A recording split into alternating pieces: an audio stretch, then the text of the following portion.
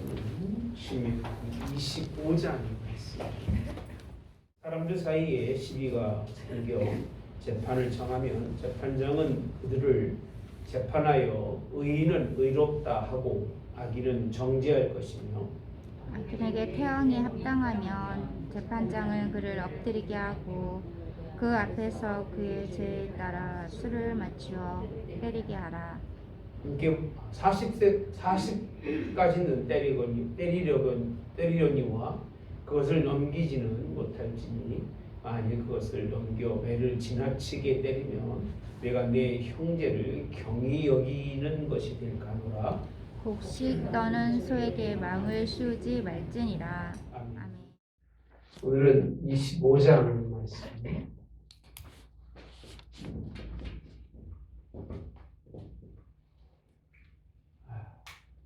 이웃과의 관계에 관해서 설명해 주고 있는 부분이 25장의 말씀. 어떻게 보면 24장에서는 기본적인 그런 규례에 관한 말씀이라면 25장에 관해서는 이웃. 그래서 우리 1절에서 보시면 인간관계 중에 가장 중요한 게 사람과 사람 사이에 있어서 문제가 생긴다는 거죠. 문제가 없을 수는 없죠. 그렇죠? 문제가 생기면 이스라엘은 형벌이 있습니다. 첫째는 사형. 사형이 뭐예요? 생명을 취하는 사형. 두 번째로는 태형. 태형이 뭐예요? 때리는 형. 또 있어요. 뭐지? 배상. 배상은 뭐예요? 그만한 값을 쳐주는 거예요. 이게 이스라엘이 하나님이 요구하시는 세 가지 형이 문제가 있었을 때 다른데 가장 먼저 시작은 문제의 발단이겠죠. 그래서 1절에 뭐라고 되어 있냐면 시비라고 되어 있습니다. 시비는 인간과 인간 사이에 부딪히는 게 시비. 시비 거네 그러잖아요. 시비 건다는 얘기 뭐예요? 뭔가 싸우자고 덤비는 거잖아요. 시비.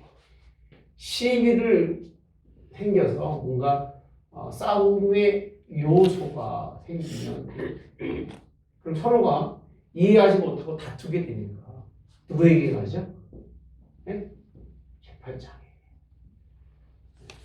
재판장에게 가서 판단을 받게 되는 것이 기본적인 이치입니다.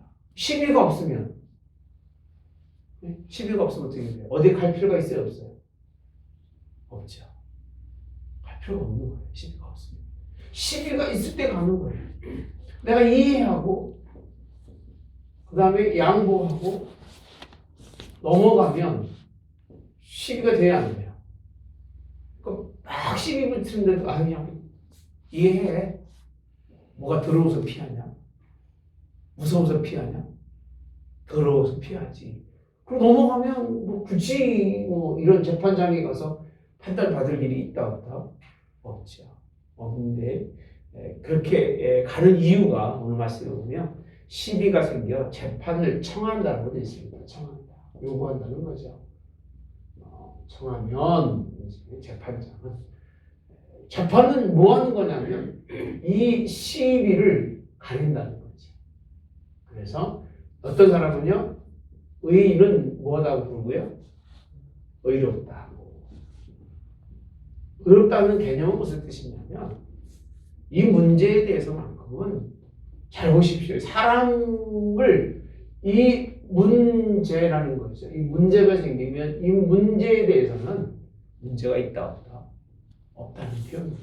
의롭다는 게 사람이 의롭다는 게 아니라 문제가 발생하면 그 문제에 대해서만큼은 이 사람은 문제가 없다. 그렇게 뭐라고 그랬어요? 의롭다? 칭이라고 돼 있죠. 그죠? 의롭다는 게 칭이죠. 의롭다 하고 그 얘기죠. 그 다음에 누구는요? 의인 있으면 누가 있어요? 악인. 악인은 누구냐면 이 문제의 요소에 있어서 가리는데 그럼 무조건 자긴 잘났다고 우기는 사람이에요. 팍팍 우기고 싸우다가 재판장까지 갔습니다. 재판장은 이를 누구라고 하라? 악인은이라고 정죄라고 되어 있습니다. 정죄하라.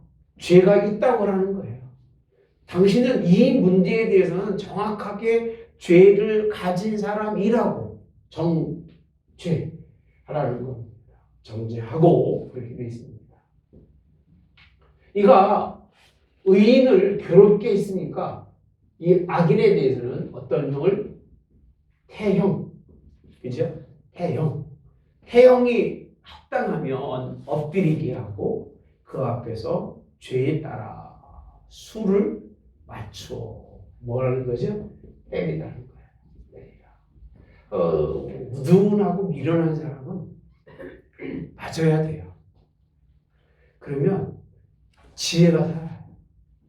그러니까 요즘은 그렇게 잘못하고도 맞고 살질 않아가지고 뭘 잘못한지도 몰라요.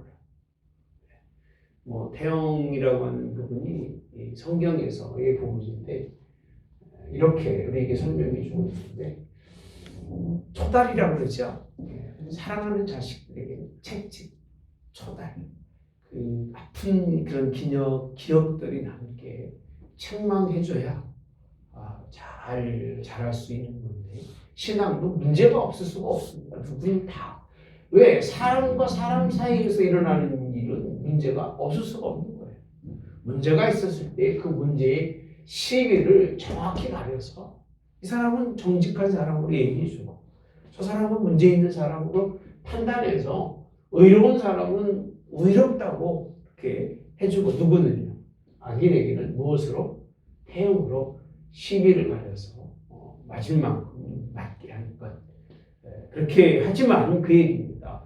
여기에서도 이 문제에 관한 사람에 대해서 판단하기 때문에 성경이 이렇게 말하잖아요. 40대까지는 이렇게 돼 있어요. 40대까지. 그리고 누구 앞에서? 재판장 앞에서.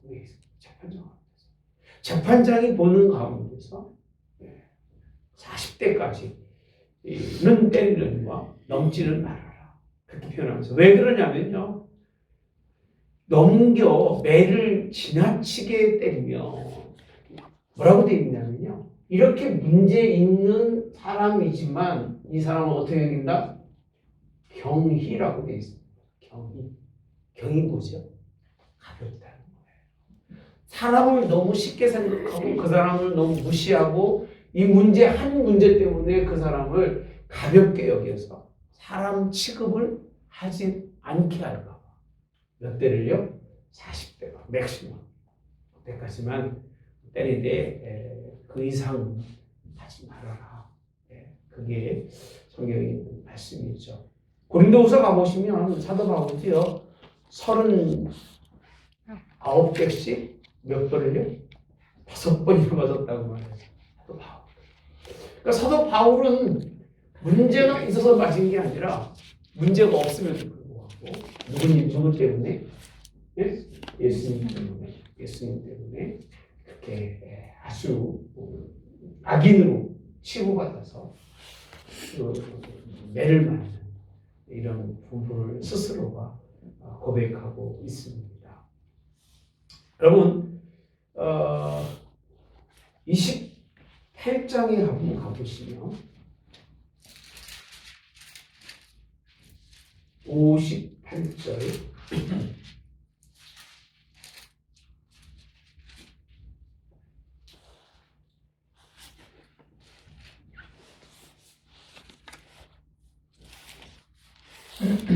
28장 50 연결은 나중에 다시 한번 볼게요. 어쨌든 이 태형이 집행될 때까지는 이렇게 하나님이 사람의 인격을 때로는 살다 보면 그 문제가 있음에도 불구하고 자기 그 문제를 못 느끼고 살아가는 그럴 수도 있을까 없을까? 충분히 그럴 수 있습니다. 그래서 하나님이 그 문제를 잘 해결해서 다음에는 이런 악인의 사람 듣지 말고 정죄받지 말고 누구로 서도록 의인으로 서도록. 그래서 이런 그 하나님의 굉장히 세심하시죠. 이게 한두 번 자꾸 쌓이다 보면 제가 하는 일이 악한 짓인데도 불구하고 뭐로 알아요? 의로운 줄 알아요. 안 맞고 안 혼나면 자기 하는 일이 잘못됐는데도 불구하고 누가 얘기하지 않으면 그냥 자기가 옳은 줄 아는 거예요. 예. 이런 일이 없도록 하나님은 문제에 관해서 삶 속에 그런 문제가 발생하는 것은 재판장이 3자잖아요. 3자가 보면 대충 정확히 볼 수 있을까 없을까요? 대충 정확히 볼 수 있는데 특히 재판장이라고 한 재판장은 우리 제사장들이 많이 했기 때문에 말씀이 잘 비추어서 그렇게 판단할 수 있는 말씀을 주시는데 그 다음 보면은요 4절에 가보시면 이거랑 무슨 연관인지 모르겠습니다만은 곡식 떠는 소에게 뭘 씌우지 말아라? 앙을 씌우지 말아라 이렇게 되어 있어요. 여러분 이 사건과 그 다음에 무슨 연결이 있을까 생각하시죠? 저는요 열심히 일하다가 문제가 생길 수 있다 없다? 네? 있다.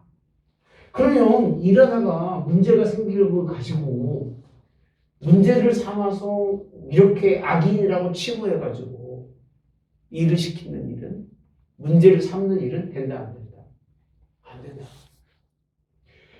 일하는 소에는 먹을 수 있는 이 멍이를 씌우지 않는다고 그죠? 망을 씌우지 말라잖아요. 곡식 떠는 소에게. 왜? 일하면서 먹을 수 있게 해주는 건데, 하나님은 무슨 열심히 일하다가 생기는 문제는 그걸 태형으로 갚으면 될까 안 될까요? 그건 아니라고 봐요. 저는 그래서 일하다가 문제 생긴 거는 제가 책임질 수 있어요. 일어나지 않고 문제만 일으키니까 혼내는 거지. 그 열심히 매일같이 정말 죽도록 일하다가 실수할 수 있다 없다? 실수할 수 있어요. 그러면 이해해줘야 되는 거예요. 나는 아이들이 뭔가 일하다가 실수하는 건 절대 안 해요. 아니 왜 쉴 설거지하다가 그걸 깰 수 있을까 없을까? 여자분들 그래요 안 그래요? 그러면 막 엄마가 구박하면 일하는 마음이 있을까 없을까? 없는 거예요. 그냥 일하다가는 문제가 생길 수 있어요. 일하다가는 어떤 그런데 그거 뭐 습관적으로 막 그냥 깨먹으면 안 되지. 그냥 어떻게 하다 보면 그런 실수를 하는 거죠. 그래서 소에게도 일하는 소에게는 멍이를 씌우지 않고 그를 먹으면서 일할 수 있는 그런 일이 있는데 하물며 사람이 시비를 가지는 문제가 생기는데 일하다가 문제가 생기는 일만큼 우리가 참고로 이런 일이 생겼을 때는 이 본문의 말씀을 딱 껴준 게 아닌가 그래서 딱 껴놨어요. 그러니까 문제로 삼지 말라는 거예요.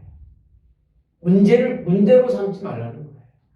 일하다가 생기는 문제는 충분히 그럴 수 있기 때문에 열심히 돕기 일하다가 돕기에 쑥 빠져버렸어요. 옆에 있는 사람이 죽었어요. 그럼 사형으로 합니까? 예?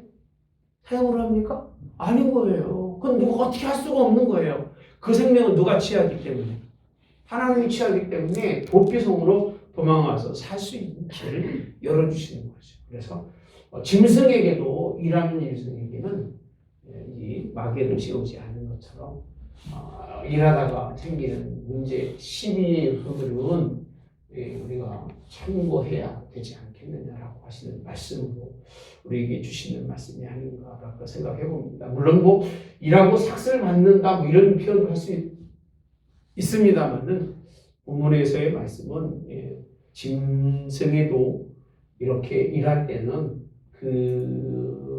입을 막지 않는 것처럼 열심히 일하다가 문제가 생기는 일이 있으면 충분히 그 일에 대한 것을 생각하고 뭔가 자꾸 잊어버린 단어를 참고 뭐 있죠?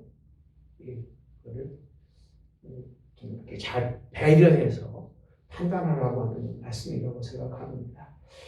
오늘 열심히 정말 일하시다가 문제 생기는 것은 괜찮다? 네? 괜찮다 생각하시고 이거 눌러서 틀릴 수도 있으니까 아침에 와서 눌러도 돼요. 와우 또 뭐라고 한다고 그냥 모르지 마시고 좀 잘못 누를 수도 있고 할 수도 있고 한 10번 정도 하면 이제 뭐 괜찮겠죠, 그죠? 아무리 몰라도. 그러니까 그런 부분들은 실수가 아니에요. 문제가 아니에요. 우리가 뭐 맹골에 있다 할지라도 잘못 누르는 건 뭐 어쩔 수가 없는 거 모르는 거니까. 그러니까 항상 무슨 사람이 되라? 일하는 사람이 되라. 일하는 사람이 문제를 일으켰다고 손가락질하지 말고 책망하지 말아라. 안 하는 사람보다는 낫다는 얘기. 훨씬 나은 거예요. 안 하고 입만 살아가지고 그냥 저것도 틀렸네 이렇게 얘기하는 사람하고는 비교할 수가 없어요. 열심히 하나님 앞에 일할 수 있기를. 자, 그 다음에 있는 말씀은요. 계대 결혼이죠. 5절부터는 죽은 자의 형제에 대한 의무에 대해서 설명해 주고 있습니다. 목적이 뭘까? 계대 결혼 목적이. 형이 죽고 형수만 남았습니다. 그러면 첫째 의미는 죽은 자의 대라는 거예요. 대. 뿌리를, 씨를 이게 오르락을 세게 하면 전혀 맞지 않는 그런 말씀입니다만 구약에서는 그러니까 그가 왔다가 헛되이 가지 않고 목의 사회 속에서 이루어지는 그런 말씀이죠. 그의 헛되게 돌아가지 않도록 대를 잇는 목적 그겁니다. 목적 자체가 대를 이어서 가문을 보존할 수 있도록. 그러니까 한 사람의 생명과 한 사람이 이 땅에 온 것에 대해서 굉장히 큰 의미를 주고 있는 거예요. 딱 그냥 가는 것보다 자녀를 두고 그런 얘기 하죠. 남자가 수가 몇 억만 개라고요. 정자, 난자는 7,000개라고 알고 있는데 그렇게 많은 거를 주신 거는 생육하고 번성해서 땅에 충만하도록 그렇게 자녀를 낳도록 주셨는데 그 온 것이 헛되지 않고 가문의 계보를 이어갈 수 있도록 이게 굉장히 중요합니다. 이게요. 믿음의 유산의 계보라는 건 굉장히 중요해서 마태복음 1장에 말씀드리잖아요. 하나님은 이방인 여자라도 하나님이 택하셔서 그 뿌리로부터 하나님은 다시 하나님의 세계를 시작하는 이런 말씀들도 우리가 볼 수 있는데 여기에 특별히 문제가 되는 사람이 누구였죠? 창세기에 보면 누가 있어요? 유다의? 그렇죠. 그 형이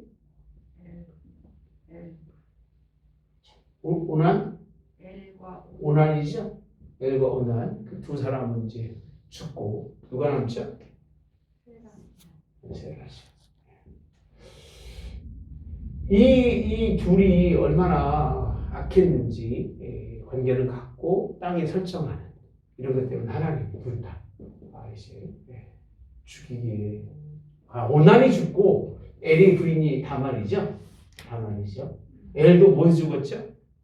하나님이 악해서 치게 되고 그 결과로 이제 다말이 유다를 통해서 자녀를 낳는 계대를 잇는 이 사건. 다말이 이렇게 아이를 가졌을 때 베레스 홍사죠. 가졌을 때 그 얘기합니다. 내가 나보다 옳다는 말했습니다. 내가 나보다 옳다. 이런 말씀을 쓰는 걸로 보면 그 당시에 이 가문이라고 하는 계대를 이어서 어떤 유전을 잘 이어갈 수 있게 하시는 것이 하나님이 얼마나 기쁜 일인가라는 것과 두 번째는 미망이네요. 가정에서는 형이나 동생이나 이런 가정의 식구들이 지금 우리와는 다르지. 지금도 마찬가지일 거예요. 이제 앞으로 더 할 겁니다. 이제 자녀가 부모를 섬겨서 사는 게 가장 이상적인 거예요. 자녀가 없으면 여자가 홀로 살 수 있을까? 있을까 없을까요? 홀로 살기 어렵죠. 어려우니까 그 형제들이 미망이 있는 그를 이제 잘 살 수 있도록 보살피기 위해서 어떻게 보면 사회 보장을 다른 사람이 그를 보장해 주는 게 아니라 가족에서부터 가장 가까운 가정에서부터 삶을 보장해 주기 위해서 우리 설명해 주고 있는 부분이 계대 결혼이라고 하는 이 말씀입니다. 그래서 6절에 보니까 그 여인이 낳은 첫 아들이 그 죽은 형제의 이름을 뭐하게 하고 있게 하여 그 이름이 이스라엘 중에서 뭐하지 않게 끊어지지 않게 할 것이라. 그 이름이 끊어지지 않게. 7절에 보면 이 일을 다 싫어할 수도 있지만, 그죠? 다 싫어할 수도 있겠죠, 그죠? 뭐 좋을 수도 있겠습니다만, 뭐 그만큼 입식과 늘어나면 힘든 일이잖아요. 힘든 일이지만, 실제 그래서 그 형제의 아내 맞이하기를 뭐하지 아니하여? 즐겨하지 아니하면 이렇게 되어 있습니다. 그 아내는 그 성문으로 장로들에게 나아가서 말하기를 내 남편의 형제가 그 형제의 이름을 이스라엘 중에서 잊기를 뭐하여? 싫어하여 남편의 형제된 의무를 내게 행하지 아니하나이다 할 것이 이렇게 되어 있습니다. 이 일을 잘한 사람이 있어요. 누구죠? 누구예요? 루세의 남자가 누구예요? 보아스죠. 보아스는 아예 자기가 성문장 가서 그 아무개라는 사람을 불러다 놓고 묻습니다. 너희 루시라는 여자에 대해서 가문을 이어서 이 계대결혼 이것을 행할 것이냐 안 행할 것이냐 물어요. 너한테 가장 먼저 책임이 있다. 네가 예하면 네가 책임질 거고 그렇지 않으면 이제 보아스가 자기가 책임을 지겠느라고 그렇게 말씀을 하면서 이 사람이 어떤 사람이냐면 이름도 얘기하지 못하는 아무개라고 그렇게 표현합니다. 아무개라는 단어를 쓰고 있어요. 아무개. 이름 말하기는 좀 그렇고 안 하자니 그러니까 아무개라는 표현으로 성경에서는 설명하고 있습니다. 그래서 자 9절에 가보시면 즐겨하지 않으면 그 형제의 아내가 장로들 앞에서 그에게 나아가 그의 발에서 무엇을 벗겨요? 신을 벗기고 이렇게 되어 있습니다. 신을 벗긴다. 그리고 그의 얼굴에 침을 뱉으며 그의 형제의 집 세우기를 즐겨하지 않는다고 했습니다. 형제의 뭘 세우기를? 집을 세우기를. 형제의 집은 세워주는 게 굉장히 좋은 일이에요. 하나님이 원하시는, 그죠? 형제가 어려울 때 형이 아우가 형을 돕고 또 아우가 어려울 때 형이 돕는. 그래서 잘 화합되는 걸 부모들이 좋아하잖아요. 형제의 집을 잘 세워주기를 더 낫게 세워줄 수 있는 신앙에 와서는 나보다 더 잘 될 수 있도록 그 길을 세워줄 수 있는 사람이 되어야 되는데 형제간이 가장 많이 싸우고요. 형제간이 가장 많이 경쟁의식을 가지고 살아요. 형제 특징들이죠. 그래서 오늘 본문에 있는 말씀에서 보시면 그 집이 어떤 집이냐 하면 이스라엘 중에서 그의 이름을 뭐라고 되어 있어요? 신 벗김 이렇게 됐습니다. 신 벗김 받은 자의 집이다. 이렇게 부끄럽게 있죠. 저 집은 무슨 집이에요? 형제의 그런 그 잘 되는 걸 싫어해서 신을 벗겨진 이런 자의 집이라. 두 가지가 있죠. 신을 벗는 게요. 모세가 하나님 앞에 섰을 때 뭘 벗고 신을 벗으라라고 되어 있습니다. 이때 신을 벗는 것. 하나님 앞에 아주 자기의 모든 인생의 삶의 과정들을 다 버리고 새롭게 오는 그런 과정이라면 여기서의 신을 벗김은 지가 벗는 것도 아니고 벗고 침을 맡아서 그 정도는 이건 아주 수치스럽고 부끄러운 그 삶을 말씀해 주고 있는 게 본문에 있는 말씀. 결국은 이것도 장문들한테 고발하는 거죠. 성문에서 고발해서 이런 사람입니다. 그런데도 여기에 대해서만큼은 죄와 삭을 묻는다? 안 묻습니다. 안 묻고 부끄러운 일을 당할 수밖에 없는, 기업을 이을 수 있는 자격이 있다 없다? 자격이 없는 그런 과정이라고 설명해 주고 있는 게 본문에 있는 말씀입니다. 인간관계가 이렇게 시작을 하는데 그 다음에 12절부터 11절 12절부터 뭐 거의 다 그렇고요. 13절에 가서 보시면 내 주머니에 두 종류의 저울을 이렇게 되어 있습니다. 이걸 제가 뭐 아주 어려서 성경을 제가 볼 때에 그 사파처럼 그려진 그림이 있었어요. 근데 중간 어디쯤가에 그림이 그려져 있는데 무슨 그림이 그려져 있냐면 추를 두 개를 가지고 있는 그림이 그려져 있습니다. 저는 그림을 못 그려요. 그럼 잘 그릴 텐데 손이 이렇게 있으면 사람 이렇게 있잖아요. 이렇게 있으면 여기에는 이만한 추, 여기에는 이만한 추가 달려있는 게 이런 그림을 제가 본 기억이 있어요. 잊어버리지 않아요. 그런데 저는 이게 뭔지를 몰랐어요, 진짜.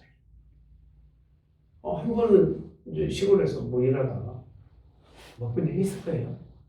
그 시골 장터에 쫙그 저울이 있더라고요. 제가 하도 심심해서 못을 산 다음에 저울을 이렇게 올려놔봤어요. 한쪽은 1.2kg, 다 1.2kg를 들어놨어요. 똑같은 저울이 하나도 없어. 너무 이상하지 않아요? 아니 똑같은, 지금은 다 저울이 뭐를 쓰죠? 지금 저울은? 전자식 쓰지. 옛날에 다 추예요. 추라는 건 뭐냐면 눌리는 거에 따라 돌아가는 거예요. 그 눌리는 게 스프링이에요. 스프링. 모르실 거예요. 스프링으로 쓰는데 하나는 0.8.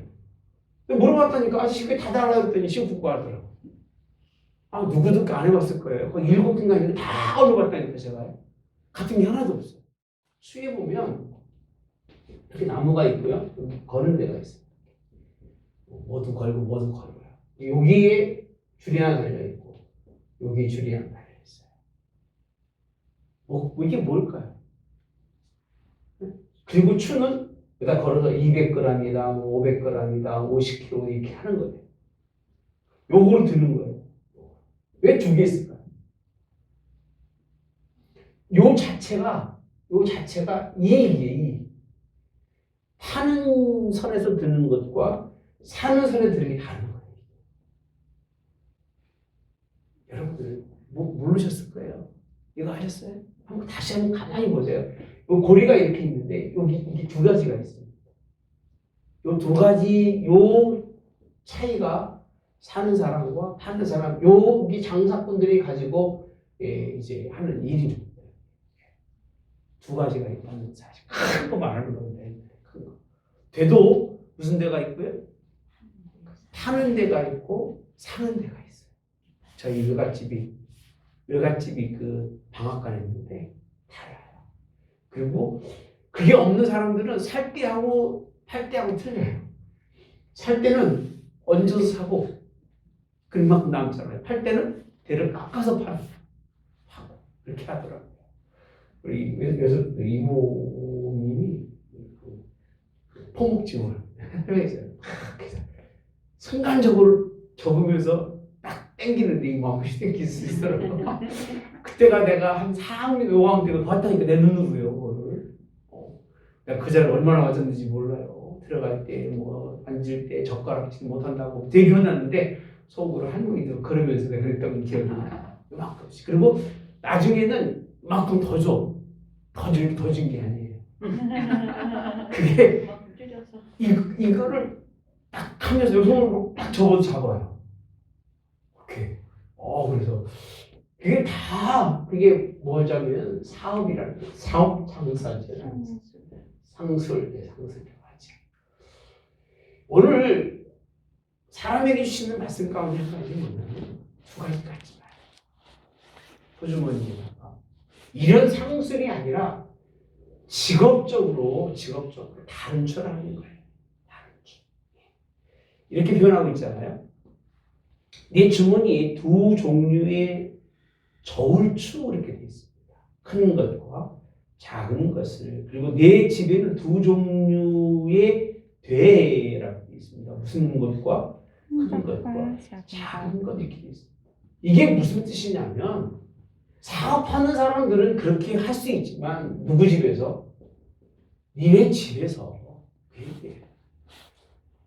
가게가 아니고 집에서조차도 이렇게 두 가지를 가지고, 그래서 15절에 보면 온전하고 공정한 저울추라고 되어 있습니다. 온전하고 공정한 저울추. 그래서 그렇게 말씀하고 있죠. 온전하고 공정한 되를 둘 것이라. 그리하면 내 하나님 여호와께서 내게 주시는 땅에서 내 뭐가 날이 길이 돼요. 날이 길다는 게 뭐죠? 생명, 장수하는 거예요. 장수하는 사람은 어떻게 살아야 된다? 정직하고 공정. 그러죠? 공정한 저울추입니다. 예? 이게 뭐죠? 온전한 사람들이 살아가는 방법입니다. 그러니까 굳이 뭐 욕심을 내서 많이 남겨 먹으려고 굳이 그럴 이유가 있다 없다는 거예요. 어디서는 집에서 상업하는 사람들이 상업적으로 다 인정하잖아요. 근데 아까 말씀드렸잖아요. 이 방앗간에서도 사는 데가 다르고 파는 데가 달라요. 말이 다르더라고요. 네. 그런 일들이 참 많죠. 그런데 이제 가정에서의 삶 속에서는 이게 온전하고 정직한 삶이 살아야 뭐 한다고 했어요? 내 날이 기는데, 자 16절을 보시면 이런 일들을 행하는 모든 자라고 되어 있습니다. 악을 행하는 모든 자는 여호와께서 뭐하게 계신다? 가증이라고 표현합니다. 가증하게 계신다. 가증이 무슨 뜻이에요? 네? 가증하다는 게 뭐예요? 속과 거의 달라서 겉으로는 막 이러는데 속은 그 음흉함이 다 드러나는 사람을 뭐라고 한다고요? 가증하다고 표현하세요. 가증이 여기겠다는 거예요. 이웃과의 삶 속에서 첫 번째 문제도, 그리고 계대라고 하는 문제와 더불어서 얼마나 사람이 살아가면서 정직하고 공정하게 살아가는 것, 이걸 온전이라고 표현하시면서 추조차도 온전하게 가지라는 얘기예요. 마음조차도 우리가 살아가면서 삶 속에서 모든 돈이나 이런 부분들도 정직하게 살아가는 것이 참 하나님이 기뻐하시는 일이고, 그렇지 않은 걸 어떻게 여긴다? 가증히 여긴다 말씀해 주고 있습니다. 참 모든 악은 모양이라도 뭐라고 있죠? 버려라. 악은 모양이라도 갖고 있지 말라는 거예요. 근데 그걸 품고 살아가니까 이 뭐 두 개를 품고서 오른쪽을 내놓을까 왼쪽을 내놓을까 얼마나 고민하겠어요. 그죠? 아예 없으면 고민해 안 해요. 안 하지만 두 가지 품고서 고민하는 거예요. 그래서 꼴링 사장 어떤 분은 호주머니 1,000원짜리 갖고 한쪽에는 10,000원짜리 갖고 은혜 받은 다음에 10,000원짜리 내고 은혜 안 받는 1,000원짜리 내고, 그게 얼마나 그 마음이 하나님 보기에 뭐한 사람이에요? 가지는 사람이냐 그 얘기예요. 부모한테 갈 때 따로따로 갖고 가지고 오늘 잘해주면 이거 주고 잘못하면 저거 주고, 그런 인간이라면 차라리 안 하는 게 더, 내가 볼 때는 안 하는 게 더 낫다고 생각해. 그런 마음으로는 안 해요.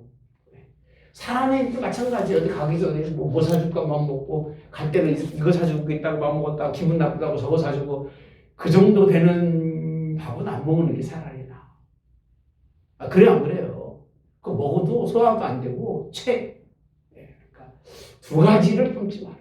두 마음을 품은 자는 하나님이 싫어하시는데 마음도 그러는데 하물며 추를 두 개씩 가지고 있는 사람들이 얼마나 싫어할지를 설명해 주고 있는 말씀이 본문에 있는 말씀. 뭐 이런 것까지 가르쳐 드려야 돼. 근데 가르침 받아야 돼요, 여러분들요. 네. 정말입니다. 이게 아무것도 아닌 것 같아도요. 사람 살다 보면 그때그때 마음이 바뀌어서 똑같은 마음으로 갖지 못할 때가 많아요. 근데 예수님이 함께 하시면 그런 마음이 사라져요. 내가 정한 마음대로 첫 가진 생각대로 그보다 더 나으면 나았지 더 낮은 것을 향해서 가는 건 그렇게 올바른 일이 아니라는 사실을 꼭 기억해 두시기를 원합니다. 마지막으로 17절 이하에 이렇게 말씀합니다. 갑자기 누가 나오죠? 아말렉에 대한 그런 말씀이 나오죠. 아말렉. 아말렉이 어떤 사람들이냐 보면 18절에 너를 길에서 만나 내가 피곤할 때에 내 뒤에 떨어진 약한 자들을 뭐 했어요? 쳤다라고 되어 있습니다. 25장 이후 쪽에서 누구를 치는 사람?